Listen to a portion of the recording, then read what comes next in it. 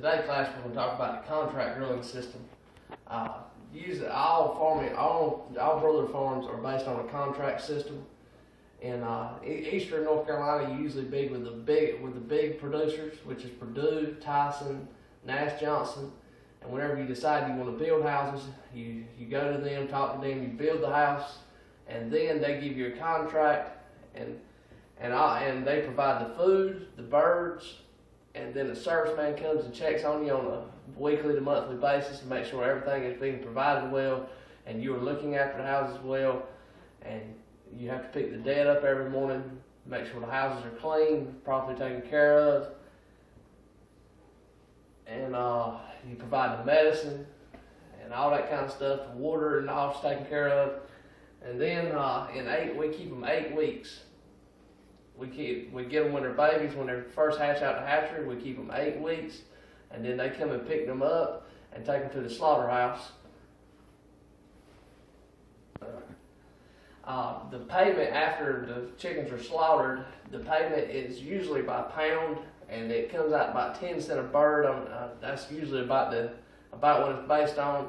You will get a sheet of how many birds was took to the slaughterhouse, the poundage of the birds, and they'll even rank you in class based on the other growers in the county and around you. You might be ranked number 1, and they might give you a bonus for being ranked number 1, and that's usually how that works. And then the ethics on growing on a chicken farm, there's a lot of people think that a lot of the farmers are done wrong because of the big farms. The big chicken producers don't do the farmers all right sometimes. But on our farm, we've always been treated very well. Everything's always been fine. Nash Johnson's very good to us. But a lot of farmers say, the hides are so expensive, there's so much to look after, there's so much to do, and sometimes they don't get paid the best. But a lot of farmers argue that point. Well, that's been my lesson on contract growing in eastern North Carolina and on broiler farms. We're going to actually take a field trip. The class is going to take a field trip to the chicken farm to see how actually it's done every day, what a chicken house looks like, what it all takes to grow chickens. And then when we get back, I'm going to teach the kids they're going to draw a sketch of a chicken farm. And that's been my lesson today. Class, we're at Jackie A. King Poultry Farm. This is the gate to the farm. Used to, we didn't have to have a gate, but now because of the bird flu, we do. So a lot of people couldn't get back here because that's how the disease gets to the birds or people. So we had to put up a gate to put that to a stop. We're here at Jackie A. King Poultry Farm. Kids, we're here on a field trip today. This is my family farm. I've actually spent a lot of time in these chicken houses. This feed bin for the chicken houses. This is where all the feed comes from. And these houses are approximately 500 foot by 40 foot, and they can hold 20,000 birds.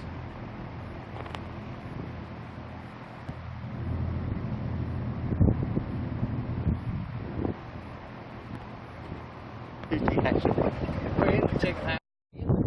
At Jackie A. King Poultry Farm. Right here you can see this is where the feed comes into the house. And it's distributed through the feed line, so all the chickens can eat through the feed line. There are these feeders right here. This is the water line. These are the things where the chickens can go up and peck it and get the water. So each bird has a chance to get their own water. These chickens right now are probably about 5 weeks old. These chickens are 8 weeks. And Nash Johnson comes and gets them, takes them to the problem. As you see, we just got our LED lights in. That's the newest thing we've done. Right there you see the tube heat. That's how the chickens are heated. And that's how when they're babies, that's how they stay very warm. And the rest of the time we got side heaters that you really can't see too well down there. And that's how they get all their heat. And then you can see the fans that gets all the ammonia out, so you can actually breathe in here at all.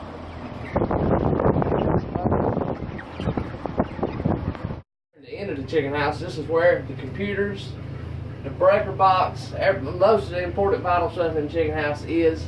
As you can see, we've had to put restricted no admitted signs. They're very, very strict about who comes in these houses. Right here, this is the sheet where you write down how many died each day. So Nash Johnson has a pretty good idea how many die, because they kind of need to know all that. This shows all the stuff about bird flu and when we need to ventilate and all that kind of stuff. And this is the breaker box. This is the computers. The computers control the fans, the heaters, about everything in the house they control. You can see where the temperature, it shows the temperature in the house, it shows the target temperature and the pressure. And when the computers kick out, if anything ever happens to the power, this is the second box right here. It kicks in, so you don't ever really lose power, so nothing will actually mess up. This right here is the lighting. It controls dims. You can turn the lights off for each section of the house, but most of that's all controlled by the computer. As you can see, this is the medicators. Whenever we put medicine through the water lines, this is how you do it. You put it in a bucket right here, and it's distributed through the water in the house, and that's a whole lot easier.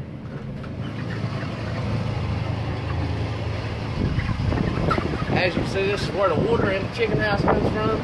This is all the filters and all the stuff that keeps the water clean. And this is the main section where the water comes from in the house.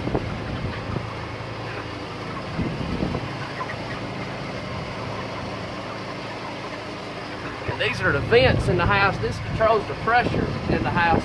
And they will open up when the pressure from the molding gets too strong. The computer tells them to open up so they get a little fresh air in here. And the computer tells them exactly when to do that.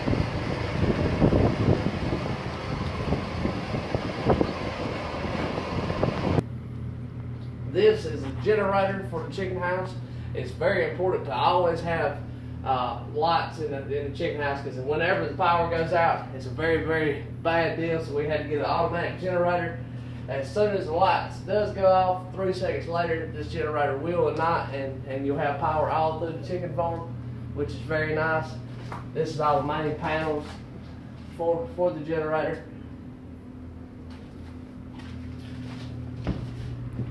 And we're at the pump house at the chicken farm. This is where we keep all the supplies, all the medicine, all the tools to work on the stuff in the chicken house. This is where everything is kept. This is where all the water comes from. It's all well water. And this is where we keep up with all the security systems for the farm, all the alarms. This is where all of that is kept, and all the tools for the chicken farm. This is the incinerator for the chicken farm. They made us put this in about 10 years ago. And this is how the chickens, whenever they die, you would bring them here and it would burn them and kill them and dispose of them very easily. But since fuel costs went up so high, LP fuel is very expensive. They made us switch back to a dead box, so it's a whole lot easier and a whole lot cost effective. And this is the propane tank for the farm. It's 30,000 gallons, and that's usually our biggest expense on the farm is propane and lighting. They're the two biggest expenses.